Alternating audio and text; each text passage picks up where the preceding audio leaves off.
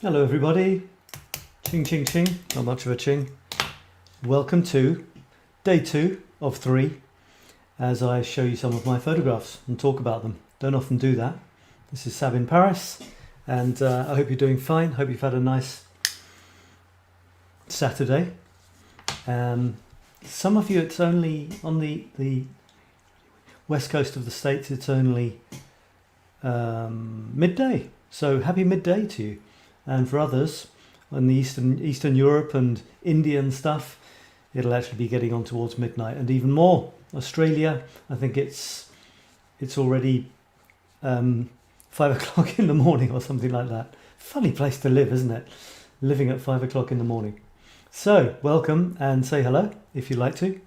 I'll be going for an hour if everything goes according to plan. And I'm just going to, this is in the run-up to my masterclass, my photography masterclass, which is starting on Monday. I'm Sab, in case you don't know me, and I do a few creative things. One of them is photography of Paris. I walk around Paris and I see what Lady Eiffel offers me.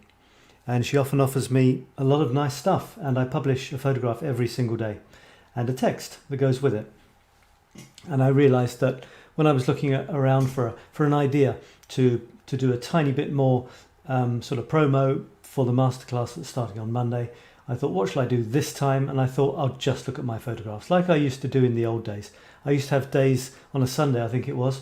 I would just run through my creative stuff from the week. So it's a bit like that. And I'm going to look at my most recent photographs. They're not up on the website yet, but I'll just be looking at them on my Facebook profile. Someone's saying hello already. You do say hello. Hello, Facebook user. Oh, I don't know who you are, Facebook user. I'm sorry. You have to go to, StreamYard.com/Facebook and tell me who you are. Have I got that here? There, you go there, StreamYard.com/Facebook, and you tell me who you are. And you say, yes, Sab can see who I am. Or you can just tell me. So this is the thing, Sab's Paris Photo Chronicles. This is what I started on the 1st of January 2018 as a kind of a joke. I wasn't planning on carrying on. It was actually waiting for another project to start. And the funny thing is, the other project never took off. And this one just kept on going. Well, that's where my true love lies, you see. Photography and rambling on in writing. That doesn't lie. And just got to say hi from Norway. Hang on a second. Got someone from Norway here. I don't believe it. Let me just put this up here. This is a first. No, it's not a first because I've had Ruth from Norway, and this is. Oh no! I practiced saying your name and I can't remember. Einar. It's either Einar or Einar. Einar. Something like that, isn't it? Hi, Einar. Hi from Norway. So I'm going to show you some photographs, and without further ado, apart from saying Einar. Why are you coming on the photography masterclass with Ruth? Why don't you girls get together and treat yourself? It'll be amazing. And here are some photographs. So let me share this. Yeah, do say hello if you've just joined. I'd love to have you. And let me get rid of certain things.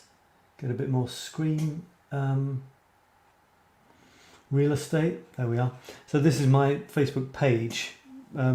Profile. Let's make 2021 your creative breakthrough is what I say there. I hope you are.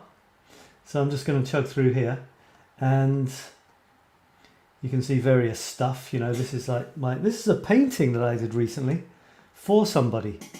I called it 9 while 9 for reasons that will remain secret for now. 9 while 9 and there's some details from it. This was actually a commission painting in my Infinity Squared paintings, and the person, Claudia, gave me colours, she gave me symbols, and she gave me possible items or words, and I did that with it. Now she likes it, so everybody's happy. Okay, so let me show you some photographs.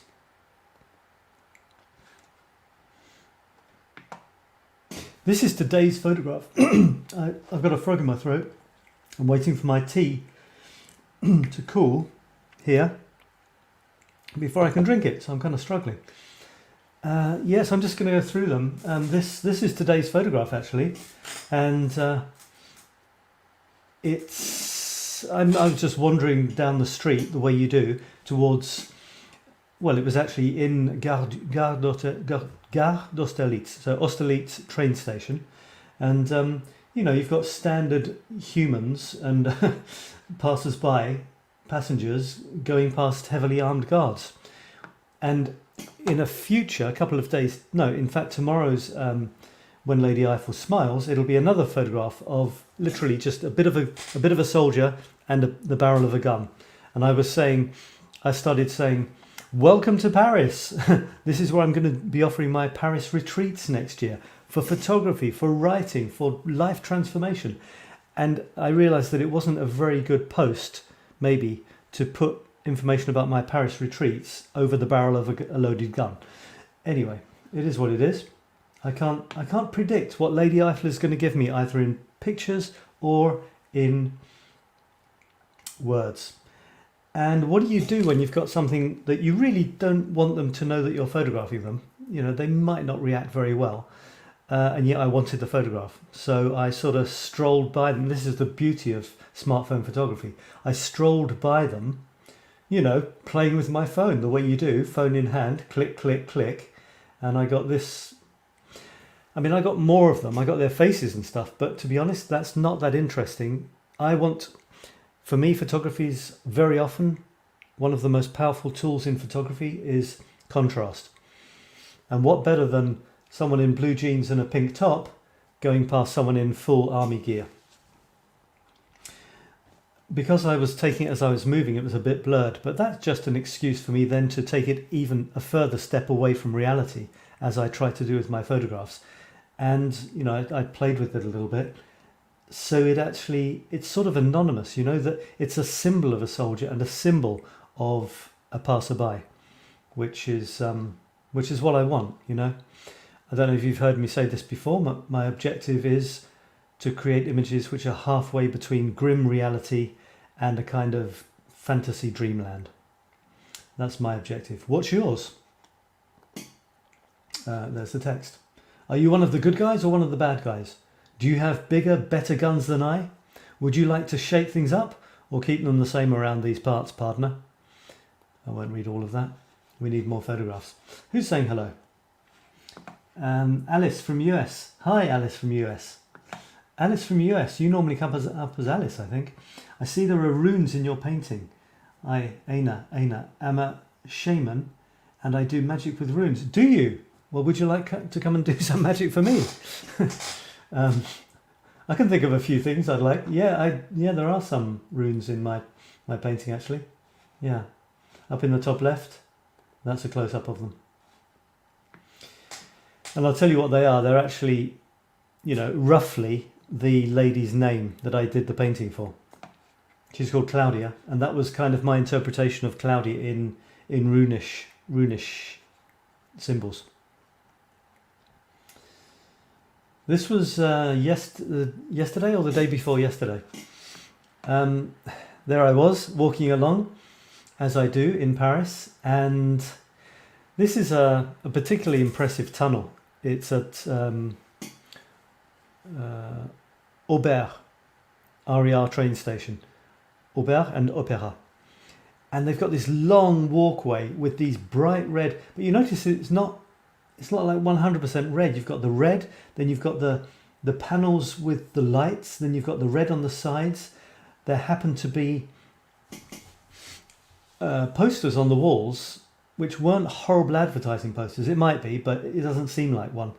And there I was following this, you know, little black dressed lady with a red bag, red walls, red ceilings, looking good, and blackish hair, black dress, and black writing. And this is one of those examples where I look afterwards when I've got home or I'm on the train and I look for little details that I missed.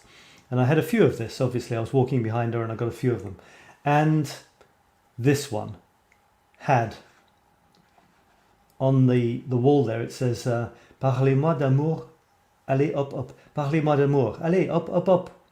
When the French say up up up, it means come on, get a move on. and parlez-moi d'amour means speak to me of love.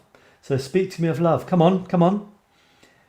And that's pretty cool, isn't it? Because, you know, I'm following a attractive young lady on the things, and I'd like her to speak of love to me. So that's cool, isn't it? Not to mention these crazy angles, these receding lines, all of them going straight to the middle of her head, which is great, you know, because it's a point of interest. So I was really pleased with that. And there are the words, I guess. Yeah, there are the words. I won't read them. I'm going to try and stick to photography. So if you've got questions, that'd be great to have some questions. I've got hellos from Thomas. Yep. Yeah, so any questions on any of my photographs? Let me chug through this. This is a video I did to introduce my smartphone photography thing. So if you want to look at that on my profile, you can listen to me for 8 minutes talking about my masterclass. This is a funny one. Again, taken for a train. As I was saying somewhere, so many of my Paris photographs are either of trains, in train stations, or taken from trains. And I was thinking, maybe that's not very good. Maybe I should be taking more photographs just of Paris. But then this is my reality. This is my Paris. You know, trains are a big deal for me. You know, you get the odd Eiffel Tower as well, often taken from a train. This was me on a train going into Gare de Lyon. And it's funny, you know, look out the window and what do you see? An entire train's worth of passengers making their weary way towards Gare de Lyon minus train. You know, the only thing missing is the train. The poor folks, I guess their train must have broken down. And it made for a kind of surreal photograph. You know, I mean, people shouldn't be there. That's not where people are supposed to be when you've got, you know, intercity trains zooming past. Well, not that zooming because we're getting close to the station. So it was kind of cool, you know. And then you've got, it's kind of this poor old humanity, you know, they've got their heads down, dragging their suitcases. One guy in front's got a bright pink bag. There's a lady towards the end in a bright red dress with a little dog. It's just kind of weird. And there's a pretty nice weird yellow vehicle giving the feeling that, you know, people shouldn't be in this sort of industrial area. So that was a curious one, wasn't it? So tell me, what about you guys? What's your favourite place for taking photographs? Where do you like to take photographs? Have you got a favourite place? This is Mary. Why is she posting here? Oh, I think I copied this. Someone from my 5-day thing, because this is, you know, so I can't stop. Like this was the 5-day thing. We had 5 days, amazing photographic fun, so many wonderful photographs and comments. And then the masterclass is coming up. Now I'm doing this thing. It never ends, does it? It's crazy. So this was someone, Mary, who's doing my masterclass, posting photographs from the 5-day event that we had. Really great. Jackie doing the same thing. Lovely one from Jackie. And okay, this is a nice thing to come across as I'm walking through the streets of Paris. This was just opposite Père-Lachaise Cemetery, which is closed at the moment because of COVID. And this was open. And it was in between these buildings that you can see and another couple, kind of similar, I think. And it was just sort of no man's land. And as soon as there's a building has been taken away, normally to be turned into more flats or offices or a multi-level car park or something horrible like that. But we've got this kind of ground force, this sort of army of locals who will zoom in and take it over and do something socially wonderful with it. And then, if they've done it quickly enough and set it up for long enough, it looks bad for the local council to come in and ruin everything they've created, like children's play areas and growing organic vegetables and collecting clothes for poor people and setting up a hen run, you know, this and a place to play and socialize and do sport. This is all, you know, wonderfully appreciated by the local community. So then if the council comes in and says, no, we're going to get rid of all this and make flats, they get a lot of resistance. So it's pretty cool. You can see Paris is amazing for graffiti, either official graffiti there's a lot, as I say in my text here. Maybe I should just read the text. One of the many characteristics typical of the French capital is the huge end of building butts, undignified concrete backsides blotting the otherwise urbane cityscape. But there's a solution. Art everywhere is another feature of this place. And bâtiment bottoms, bâtiment means building bottoms and the creative spirit marry well together. Often entire facades, except it's on the side here, are officially painted with stunning murals by well-known street artists. Other times it's just random scramblings and graffiti, like here. Is the rest... Yeah, okay. I always wonder how spray can bandits manage to carry out their exploits. Surely they don't have ladders long enough to reach the middle of these featureless edifices in any sort of safety. And I can't imagine urban monkeys abseiling down from the chimneys either. I just can't work out how they... You know, this is not official graffiti. How do they do it? That all adds to the intrigue, though, and pleases me perfectly. Pretending to one day, this is me, join the ranks of legendary Paris street artists, one little infinity squared painted tile at a time, I always look up to my future rebellious pals. So, yeah. This is the same place, and it's really cool. They've got some rotten old post, and they've put these arrows on it for all the cool things that you can do in this area. It's really nice, really. And then, you know, you get a funny photograph looking up at it, like one of those signs where it has the distance to all the other capitals around the planet. Pretty nice. Oh look, I'm doing a smartphone photography thing starting on Monday. Who wants to join me? Come on. There you go. This photograph is taken in a place called Montmartre, and there's a wall. In fact, a guy who lived in in a flat next to this place wrote a book called 𝗪𝗔𝗔𝗔, something like that. It means basically it's a guy who could walk through walls, and in the story at the end he loses his power. All sorts of, you know, interesting things happen when you can walk through walls, and he lost his power at the end of the story and he got stuck. And they've put this really cool statue on the wall, and he's got a hand coming out, he's got his head coming out, he's got a leg coming out.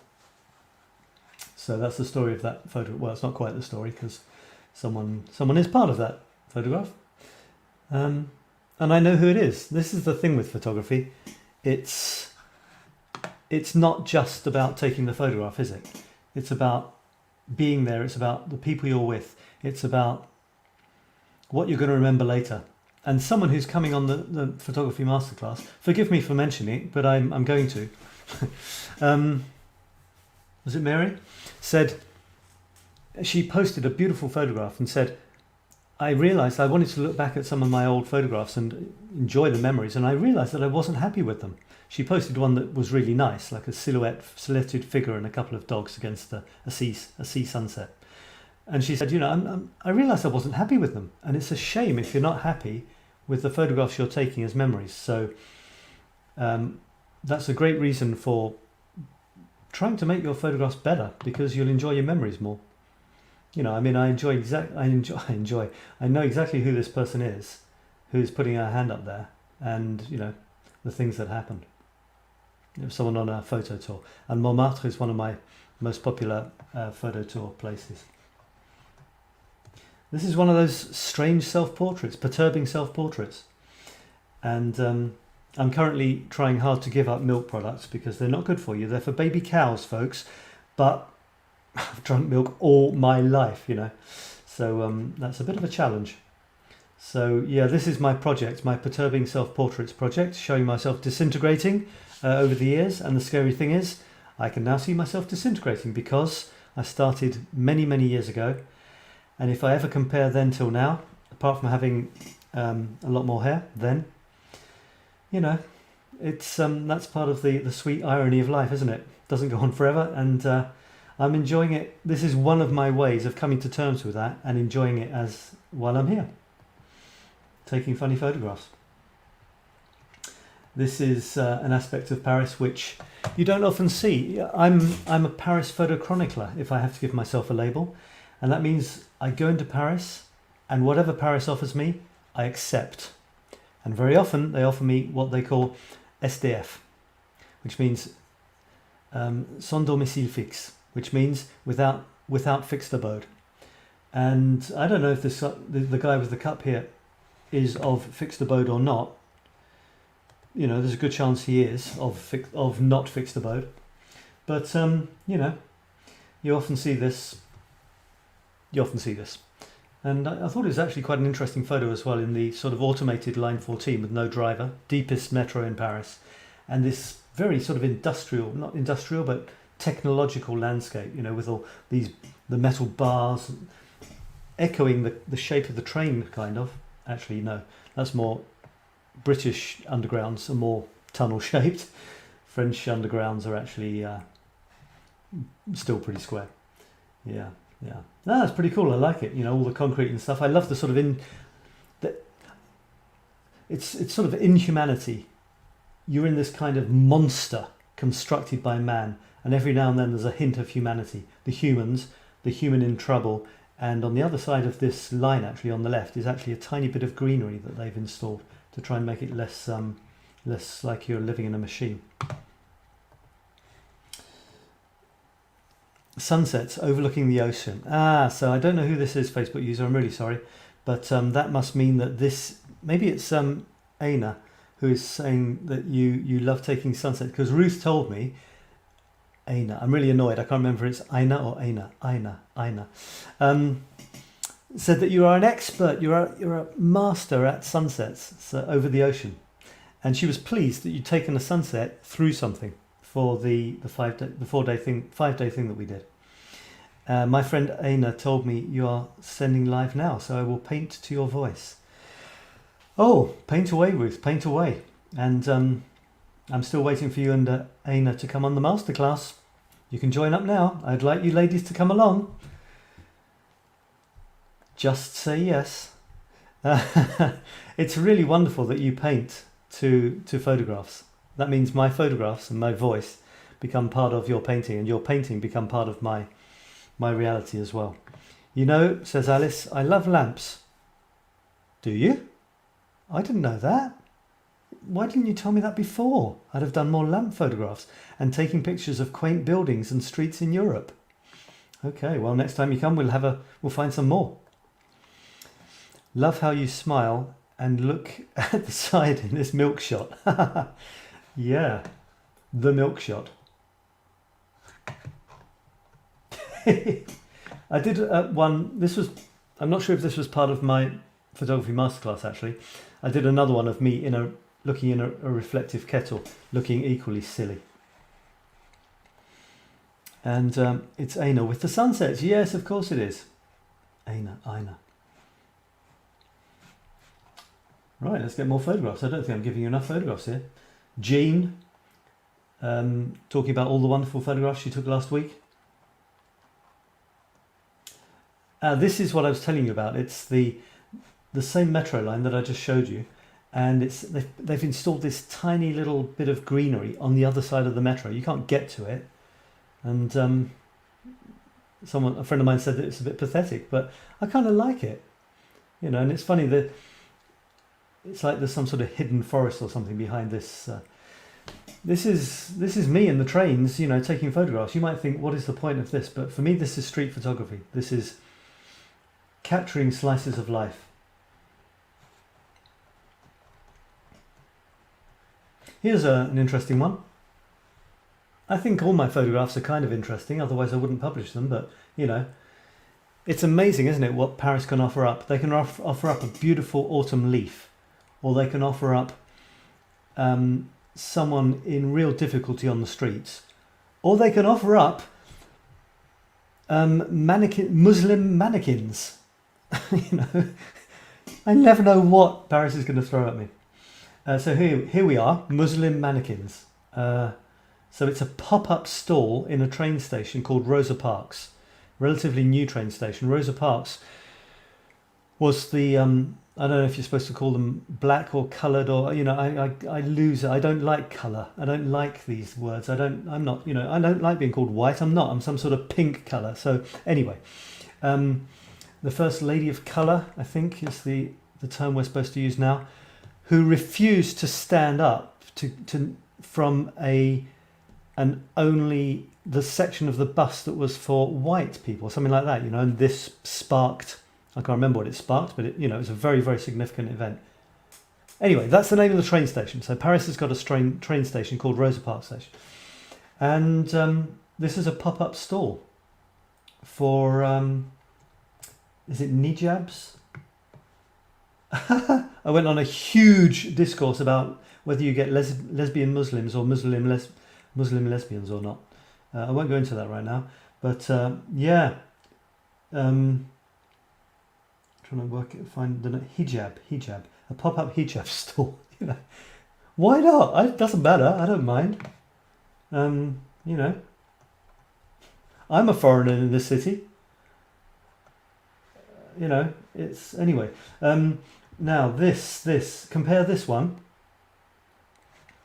I thought it was funny because right hot on the heels of this one came this one. And Ruth's going to have to stop her painting and look, because I'm only saying this one. I'm not describing it for those who have impaired vision. And I thought it's funny because this is kind of like nature's attempt at a red flower. That's what I said to myself anyway. It's not. It's just some sort of, I don't know, electricity box or gas. Oh, it says something about gas. You can cut the gas there if you want. Isn't it funny how sometimes we imagine that our industrialized creations mimic nature? It's like it's almost a desperate need to see nature. Having destroyed nature, we have this desperate need to pretend that we've still got it in the shape of yellow pipes and red boxes.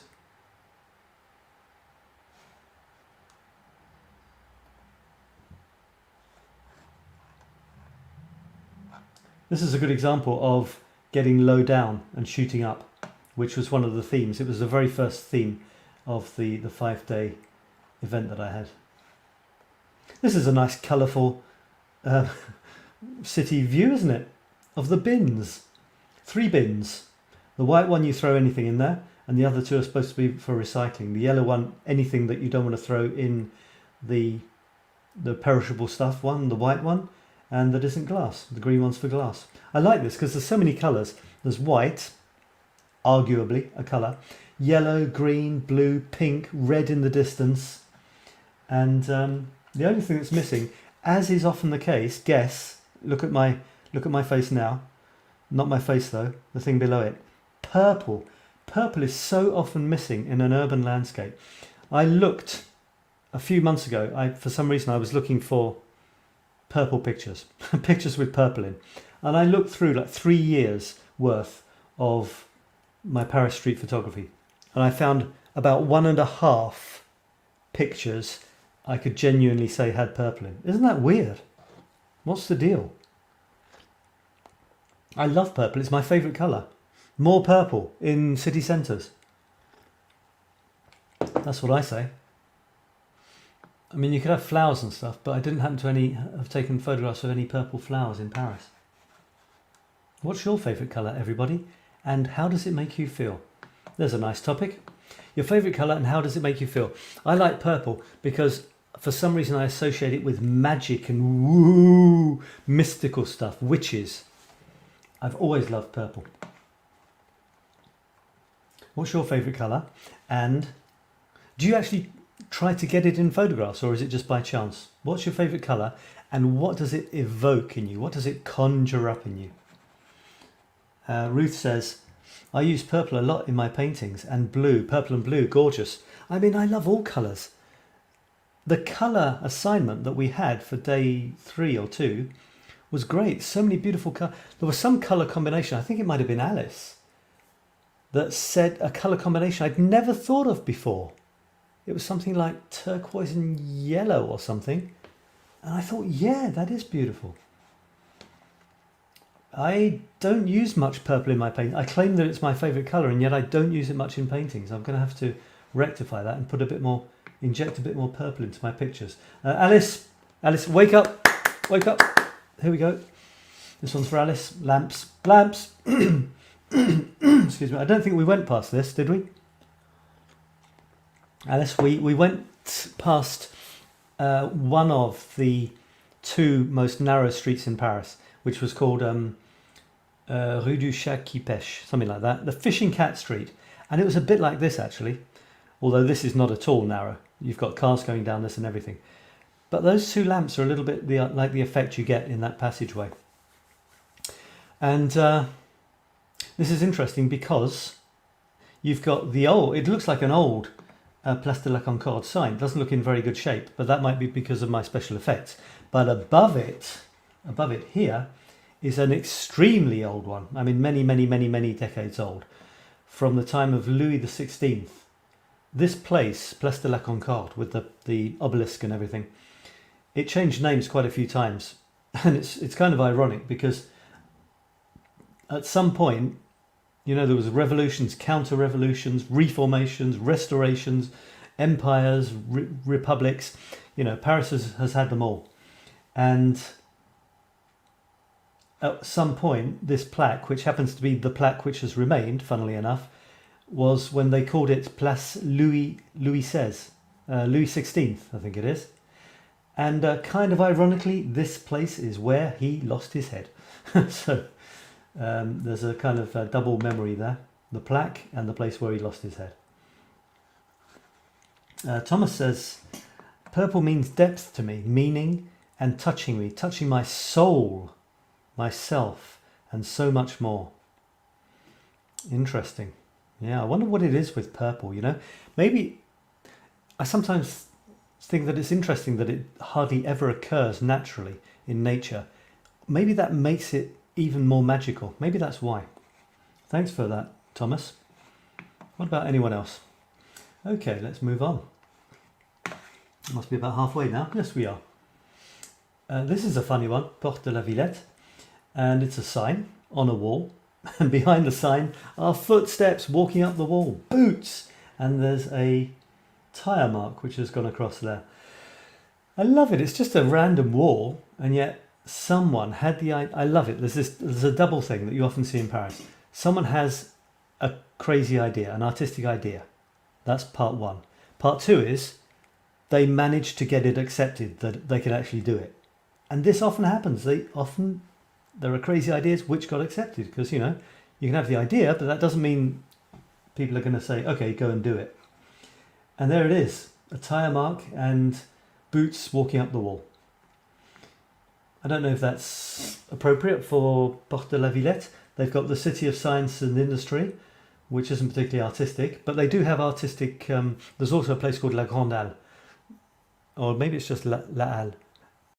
No, La Grande Halle, and it looks a bit like the halls that Les Halles, the central Paris halls from a few decades back used to have. Anyway, they have art exhibitions and stuff there, so yeah, it's pretty cool.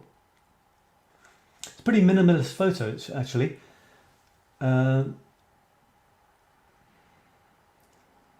You've got the sign, you've got the tyre and the boots at an angle. I included what was behind at the end of this wall. This is behind the end of the wall, you see. This was whatever was behind it. It was some other building. But for some reason, the way I've played around with it, it's come out almost as white as the wall itself. And I love that contrast. You know, I could have chopped it. I mean, not chopped it so that there was only the wall. So you wouldn't have had this bit of detail, this strip on the right. But I like this strip on the right. It just gives it a bit more interest. It doesn't get in the way of the photograph. It doesn't take away from the big, bright sign, the footprints and stuff. But it adds one extra little bit of interest to the photograph. Otherwise, it might have been a tiny bit bland if it was just the entire wall. So there you go. That was my thinking behind that.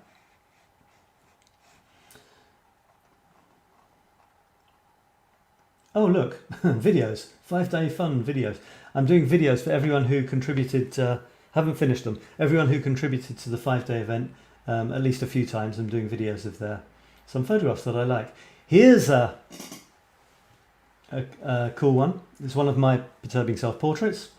Remember, my objective is always every 10 photographs, every 10 days, a new strange self-portrait, creative disintegration. And my one thing is they have to be different. Like my pictures of the Eiffel Tower, they must be different.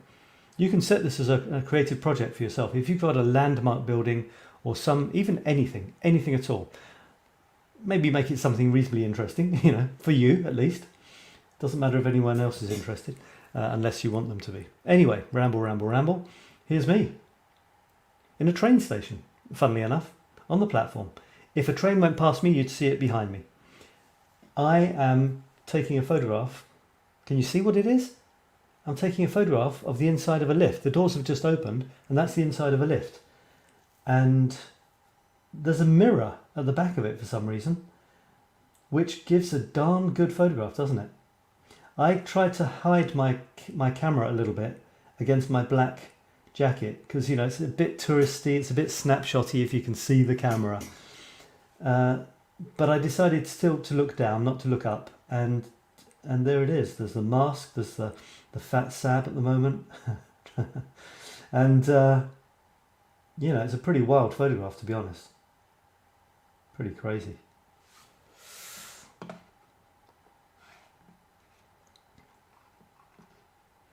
This is 𝗪𝗏 as well. We've got this huge mirror ball next to a post-World War II black menacing submarine. Isn't that kind of cool? In one of our parks. And there it is. It's not a wartime submarine from the Second World War. It was after that. It's called Argonaut. I'm a bit embarrassed. I can't remember what the Argonauts were. Was it some sort of Greek myth or something? It's not... Nautilus is another name boats sometimes get called, which I think was the name of the... was it the submarine, Captain Nemo's submarine in 20,000 Leagues Under the Sea? Was it the Nautilus? Anyway, this one is the Argonaut. And it's black. It's really cool. I've never been inside. It's actually a museum. I've got a friend who went inside and who told me that she was a bit disappointed. And I said, well, what did you expect? It's the inside of a submarine. What did you want? Mickey to jump out from behind the periscope or something? But, it's not that big, so there's not that much to see. But it would still have been pretty cool to go inside a submarine, wouldn't it? And the mirror ball thing, it's huge. There's actually an IMAX cinema inside it. Ruth is saying, really cool picture.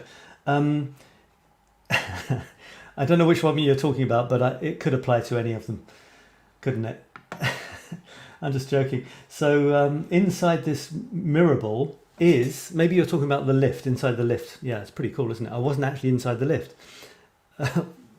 My image was. The elevator. Yeah, amazing, isn't it? Amazing photograph. And anyone can take you, wander around, keep your eyes open, be ready to, irritate people, and you'll get some amazing shots. Inside the ball is an IMAX cinema. I don't know if you have those in the States. It's just incredibly high definition, and the screen surrounds you up, top and bottom, left and right. So basically, and if you're lucky or maybe unlucky, the seats do weird things as well. So you have bubbles bursting on your nose, and yeah, pretty amazing. And the outside, they've done a really good job. The outside is these mirror surfaced triangles. And I think occasionally there's even a special effect where as the sun moves, it directly hits different triangles and they make sounds. Sort of dung dung dung dung dung dung dung dung, something like that.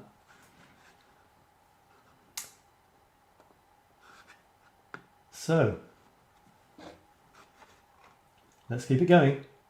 That's me doing a video. Okay. This is my kind of, well, it wasn't my lesbian week, but there's a campaign, an advertising campaign in Paris at the moment, and it's these posters where you've got people, I guess it's theoretically normal, in inverted commas, people saying things like, yes, my my roommate is a lesbian. Yes, my granddaughter is trans. There's other ones with guys, you know, saying yes, my dad is gay or something like that. I think it's great, you know. I think it's great.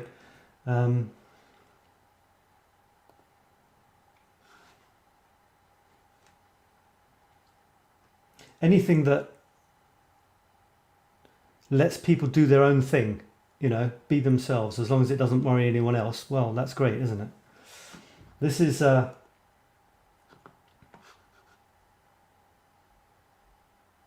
it's a seat that has been rained on, an aluminium seat outside, and I thought that was, it's literally, it's almost a black and white photograph. I don't think I turned it black and white. There's a tint of blue, isn't there? A hint of a tint of blue. And that's a good example of looking for details. And I ended up seeing all sorts of funny things in the blobs. I see a heart down here. There's other hearts. There's blobby. I saw a 𝗣𝗔𝗥𝗬𝗧𝗢 somewhere. There's a heart actually been written on the seat. And yeah, I thought it was nice. Then I'm play with the angles a little bit. I love rain. I'm a big fan of rain. This is a nice one because it allows me to laugh at the French. Just a little bit.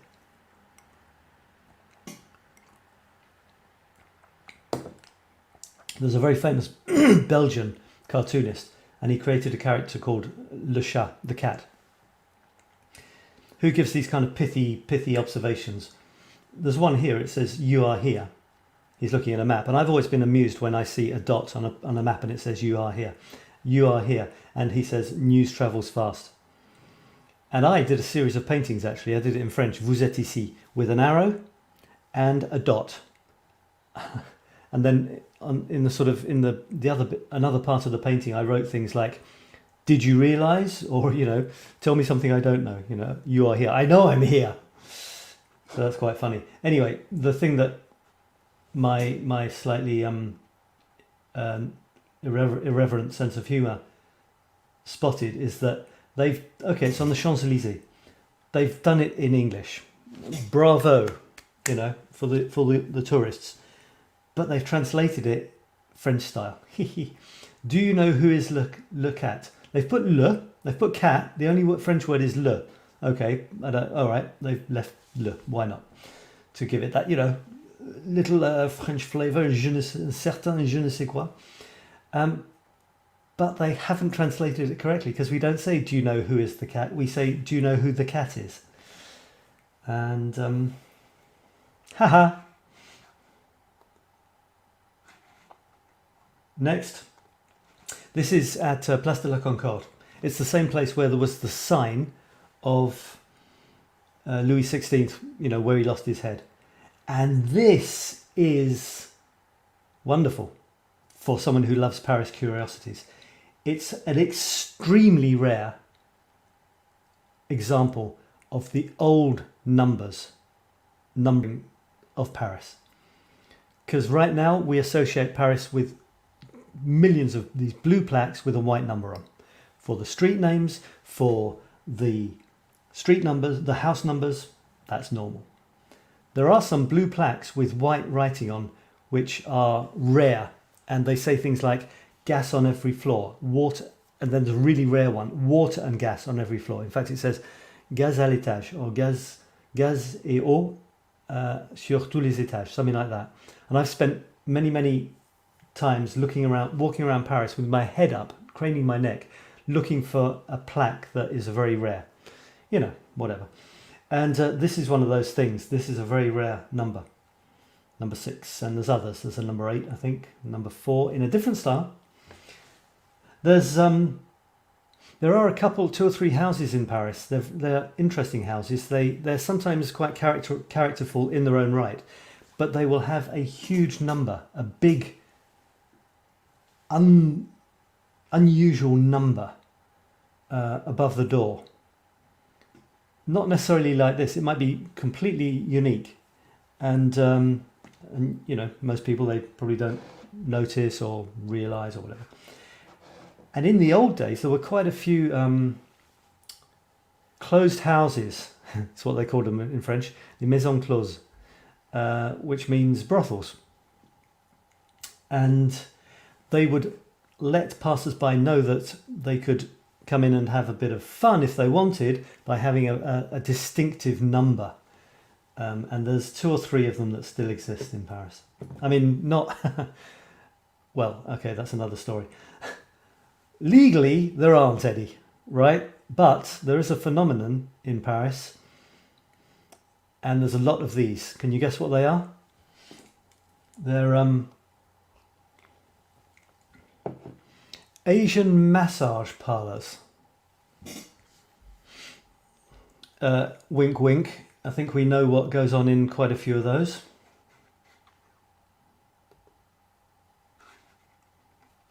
Happy endings, that sort of thing. There will be a happy ending to this in about 10 minutes, folks. Thanks for watching. Let's have a few more photographs. This is one of those photographs which is completely personal. Just walking down the street and I saw this number plate. It's a Peugeot. The Peugeot was the first car my dad bought, a Peugeot 404, before we went to Australia for a year. He had to learn to drive to do it, to get it. And but it's the CLW that struck me, because those are my real initials. Isn't it funny, you know?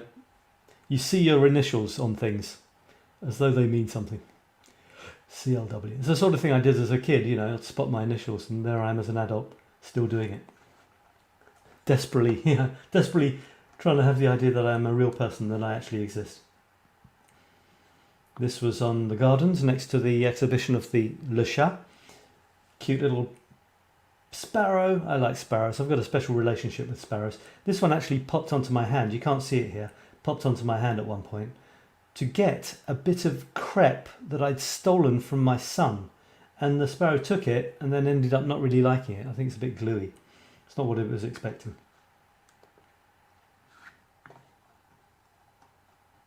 And here's my son. With one of the statues. It's amazing what they've done. The cat, it was just a little, you know, a newspaper, what do you call them? Comic strip type thing. And suddenly, well, maybe it's been over years, I don't know, there's about 20 of these huge, real sculptures on the Champs-Élysées. Really amazing.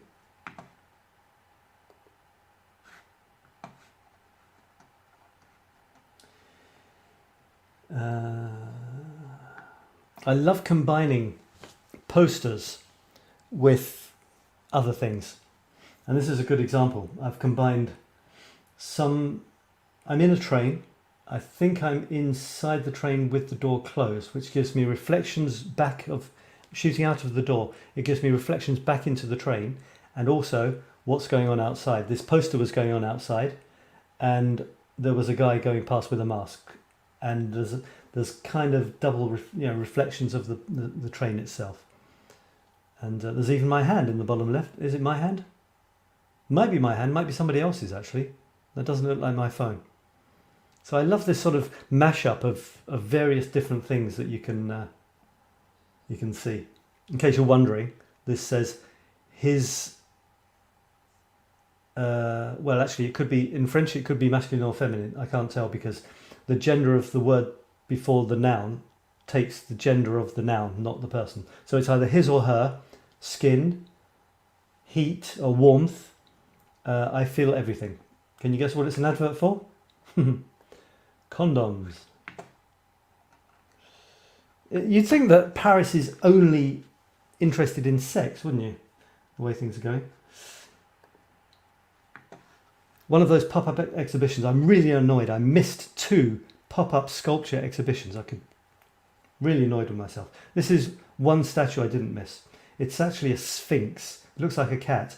It is a cat, but it's a sphinx type cat. You know, I looked up sphinx and it's actually a cat before an Egyptian statue. Apparently it's a type of cat which doesn't have any hair. I'm not convinced, you know, that it's a good thing. Cats without hair, something something a bit unnerving about that. Anyway, they're okay when they're actually bigger than I am and painted in beautiful colours. But if I met one, you know, a real one without hair, I'm not too sure what I'd do. There's a lamp there, Alice, in case you're interested. Ruth says, if it's your hand holding the phone, where is your phone? Let me see.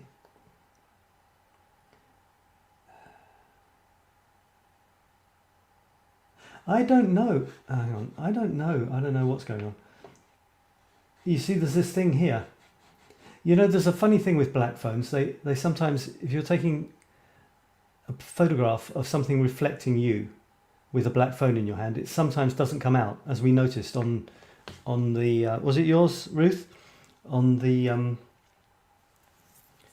someone took a photograph of a vase which had the reflection of their hands, and the phone was obviously in the hands, but it wasn't reflected. My theory is that black didn't register any light and therefore didn't affect the reflection, didn't reflect very well, basically.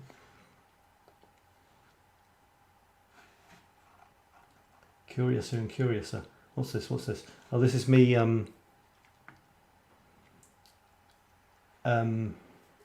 making fun of being impolite about, well, actually, this is my stone collection, and there was an article in the Free, I think it was the Free newspaper. There's a couple of free newspapers in Paris, and there was an article, and it said, I tested the power of stones for you. And in fact, they hadn't tested anything at all. It was quite clear they'd just taken a leaflet or a brochure from someone who does sort of magical things with stones and regurgitated it as an article. So the person hadn't tested them at all. Now, you know, I don't really have an opinion on, well, I'm kind of, I do have an opinion, but basically I'm neutral because, you know, I haven't noticed magic in stones, but I do love stones. I love 𝗏𝗏𝗏𝗏. You see 𝗏𝗏𝗏𝗏 in the bottom left there? Is my favourite stone. It moves when in the light, it's gorgeous. But as to whether stones have magical powers, well, I haven't spotted any. But if you have, then I hope it was really good, and you got a really good result from it. Purple! Ha! How about that? What was I going on about? Yes, it was it was your blue bottle and hands. Maybe it's the same thing, Ruth. When you take a reflection with a black phone, you take a reflection, you take a photograph of something where you are reflected in it, holding the phone doesn't register. I don't think there's enough light for it to register, and the thing that's coming through the window will take the place of the black phone, which hasn't registered. Yeah, it was you, Ruth. Of course it was. Oh, I've got another Paris photograph with purple in. I think it's number 3. Whoopee! Yeah. I love these metro things. That's my son on the left there. You've got the, you know, 2 people, ships in the night, vroom, vroom.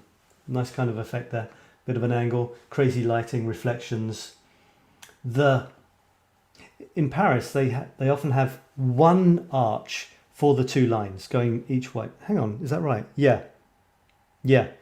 Normally, as in London, I get quite nervous in London because you've got a tiny little platform, then you've got the train disappears into a round hole, and that's it. It's really quite claustrophobic. Whereas in Paris, you've either got a big arch with platforms on either side and the 2 trains go down the middle, or you've got the trains on either side and a big platform in the middle. Much less claustrophobic. Yeah, so there it is. We're coming up to time. We've got 5 more minutes. Oh my God, Jean's just arrived. We'd better go. Hi, Jean. I'm just showing some of my Paris photographs and chatting about them. This is me walking towards the place where I photographed the guns, actually, the guards and the guns, and Austerlitz train station.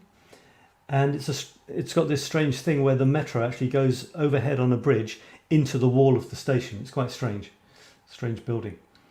And photographically, I looked at it after and I thought, well, there's not much I can do with that. And then I thought, well, hold on a second. Yeah, come on, let's do something with it.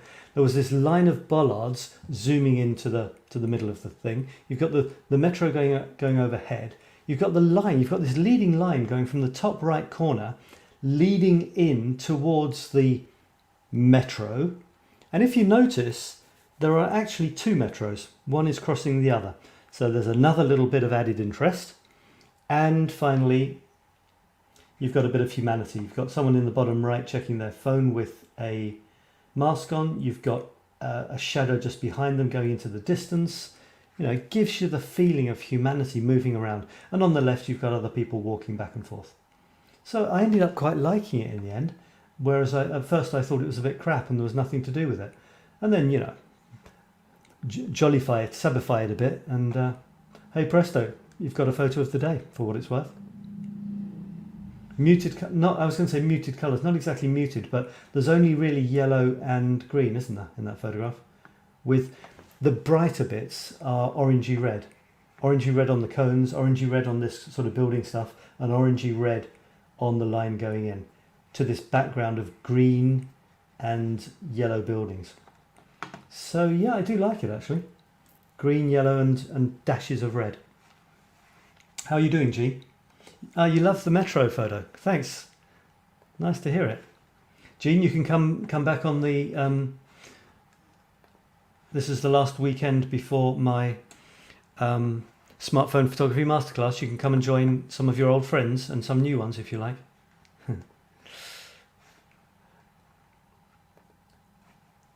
This is...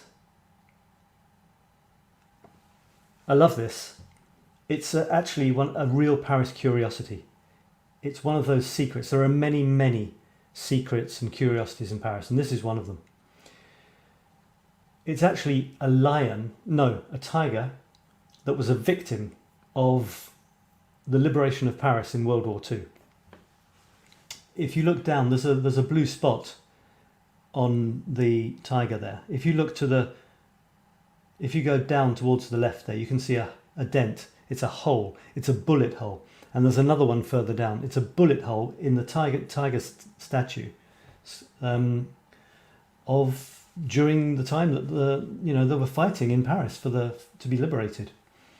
And it's not something you can see normally. It's actually in a place where, if you look at the statue from where you're allowed to look, in other words, by not walking on the grass, or you'll get a little guy running up with a whistle going, no, get off the grass. You don't know that there are these bullet holes unless you hear about them, because you can't see them from the public the public path. So that's a real Paris curiosity. And yeah, okay, so I was illicitly taking this photograph. I shouldn't have been on the grass there. And that seagull on the head with the shape in the clouds, which actually echoes his beak. Oh!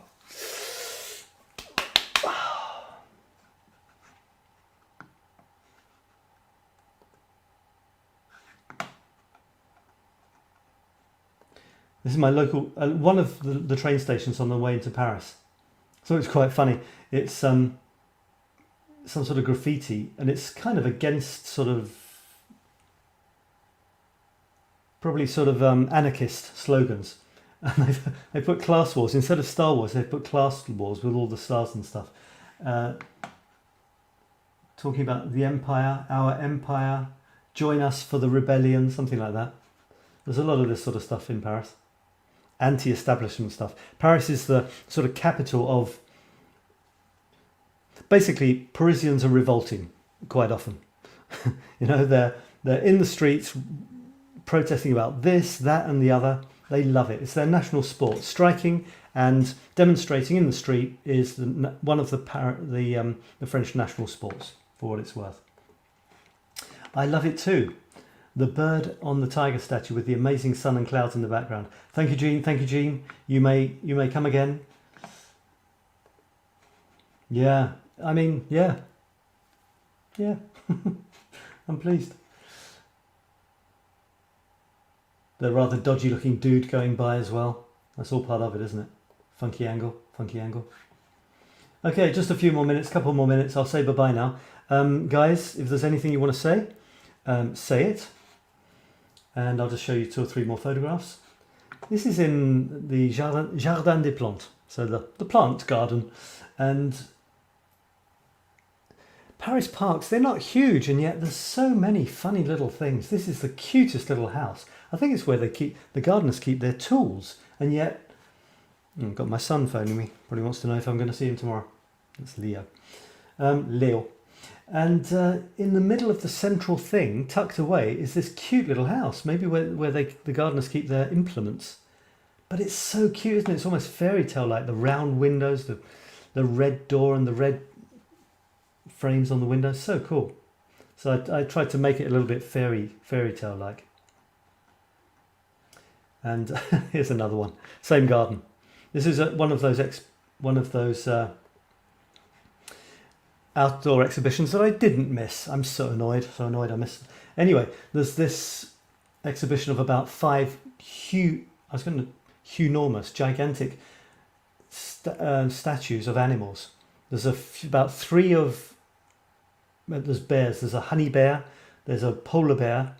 There's another type of bear as well. There's a gorilla, huge gorilla, really impressive. And I chose this one.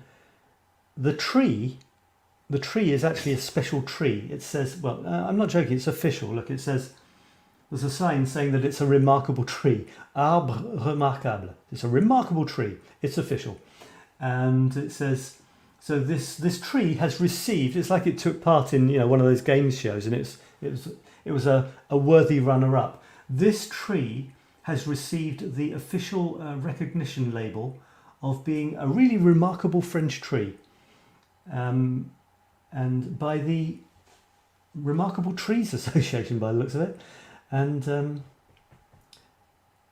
it's still got a sign pinned onto it. It's not remarkable enough to not have a couple of nails rammed into it, by the looks of it. I don't know why it's remarkable. Probably because it's just very big and very old. And well, I love trees. I'm not saying it isn't remarkable. I think all trees are remarkable. And I love this bear statue. It looks like he's kind of sticking his head in. It looks like he's photobombing my shot of the remarkable tree. So, hello! or maybe, what do you think you're doing? Get away from my tree.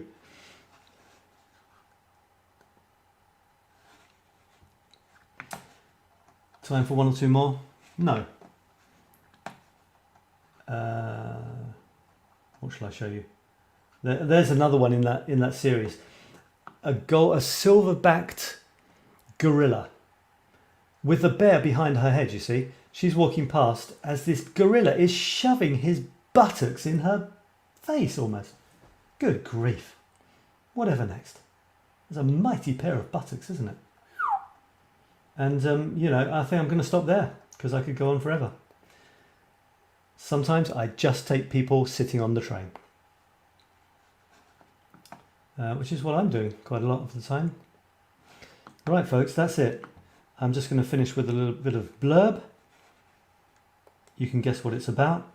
Some of you are coming on my masterclass starting on Monday, which is fantastic. It's going to be really great. Alice, you said in your introduction that you're coming on to push yourself. If you're still here, Alice, to push yourself to be more creative. Well, you've said it now. It's in writing. We've got it. So I'm going to hold you to that. And thankfully this time I don't know about you guys, but lockdown is kind of finished here. So we can go out when we want, more or less. So no excuses. We're going to be going as far and wide as we want, or let's say a little bit further than our garden, which was the case on my last 2. And get out there and really, really test our photographic powers and our imaginations. So Alice, I'm going to hold you to that. Hold you to it, my love. Ruth says, so many amazing and beautiful pictures. Yeah, thanks, Ruth. Thanks. Yeah, well, that's what it's about. That's what I try to do. It's my life. One of my life missions is to... It's actually more than that. I can't stop myself. I've got to the point where it's part of me. Taking photographs and writing something inspired by the photograph in Paris every day. It's become part of me. It's kind of, who I am.